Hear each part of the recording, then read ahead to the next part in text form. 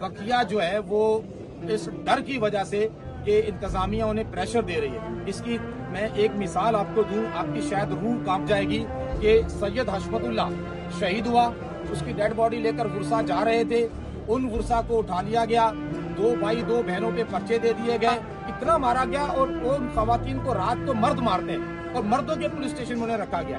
फिर उनकी जमानत की गई तो दूसरे पर्चे में उनको उठा लिया गया। तशद्दुद की वजह उन दोनों पे तशद्दुद करके पूरी फैमिली पे उन्हें यह कहा जा रहा है कि तुम्हारी छूटने की एक ही सूरत है कि तुम बयान दो कि तुम्हारे भाई को साद रिजवी और अनस रिजवी ने मारा है। और फिर उन पर इतना तशद्दुद किया गया और डॉक्यूमेंटेड बातें हैं सारी, ये इसके इतना तशद्दुद किया गया कि एक बहन का मिसकैरेज हो गया। हिंदुस्तानी ठीका से इतने नुकसान का मतलब क्या? जिसे पाक नबी की इज्जत नहीं, उस पाकिस्तान का मतलब क्या?